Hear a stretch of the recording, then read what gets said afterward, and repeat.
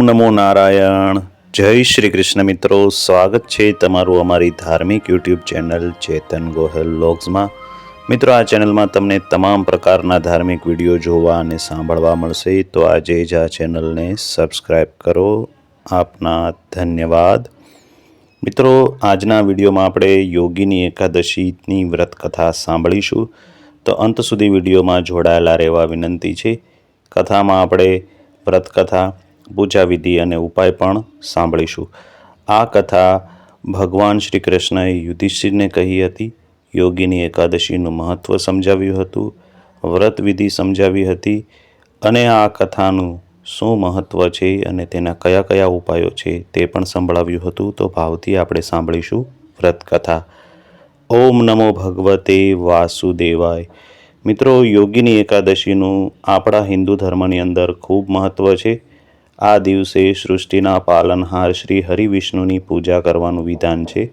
એવી માન્યતા છે કે યોગીની એકાદશીનું વ્રત કરવાથી વ્રત કરનારને બધા જ પાપોમાંથી મુક્તિ મળે છે, સાથે જ તે આ લોકના સુખ ભોગવતા ભોગવતા સ્વર્ગની પ્રાપ્તિ કરે છે। પૌરાણિક માન્યતા મુજબ યોગીની એકાદશીનું વ્રત કરવાથી 88,000 બ્રાહ્મણોને ભોજન કરાવવાનું પુણ્ય પણ પ્રાપ્ત થાય છે।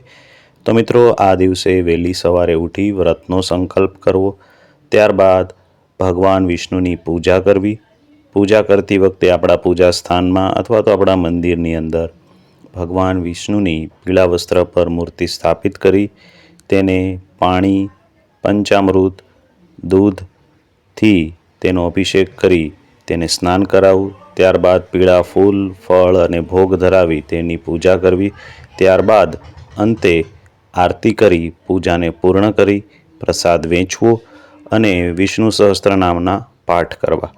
મિત્રો, આ રીતે આજના દિવસે ભગવાન વિષ્ણુની પૂજા કર્યા બાદ યોગીની એકાદશીની વ્રત કથા સાંભળવામાં આવે છે। તો આવો સૌ ભાવથી સાંભળીએ વ્રત કથા। વ્રત કથા સાંભળતી વખતે મનમાં ભગવાન વિષ્ણુનું સ્મરણ કરવું।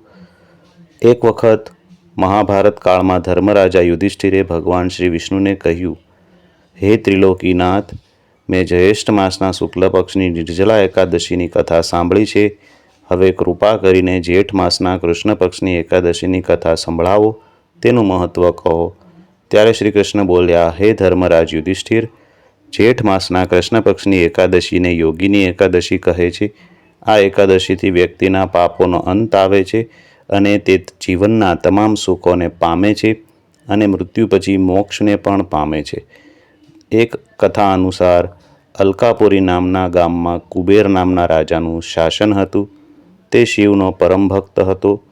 તેને હેમમાળી નામનો એક સેવક હતો।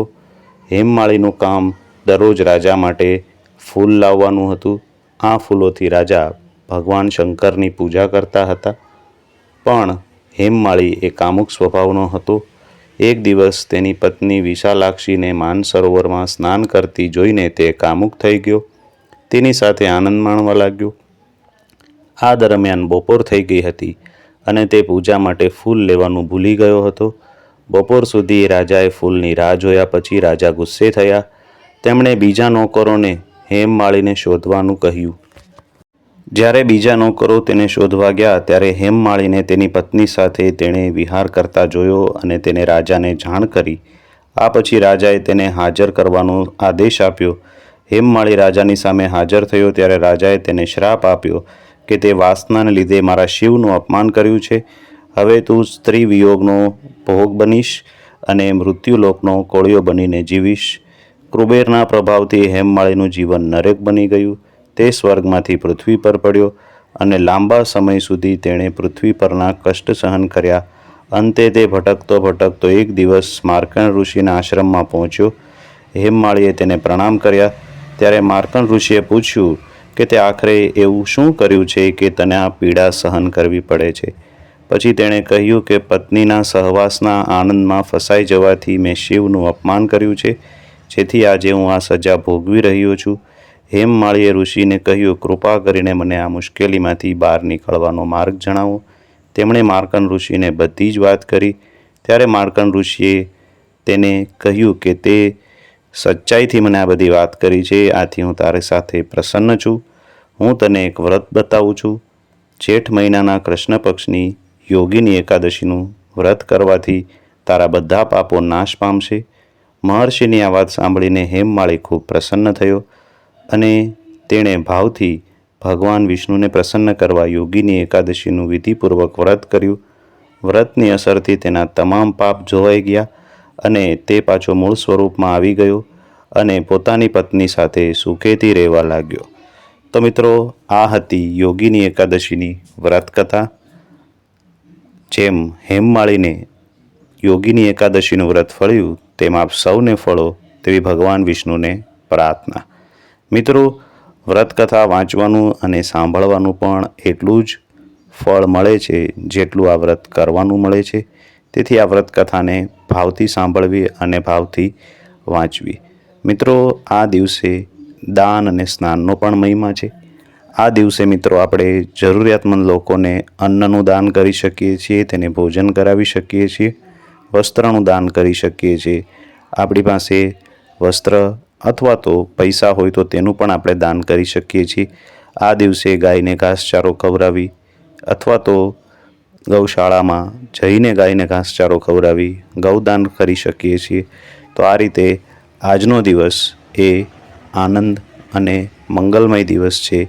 આ દિવસનું વ્રત કરવાથી વ્યક્તિના તમામ પ્રકારના પાપો અને કષ્ટોનો અંત આવે છે અને અંતે વિષ્ણુના ધામની પ્રાપ્તિ થાય છે, મોક્ષની પ્રાપ્તિ થાય છે. આમ મિત્રો, આપણા હિન્દુ ધર્મની અંદર અલગ અલગ મહિનામાં બે એકાદશી આવે છે. એક કૃષ્ણ પક્ષ પછી અને એક શુક્લ પક્ષ પછી, એમ કુલ 24 એકાદશીઓ આખા વર્ષ દરમિયાન આવે છે.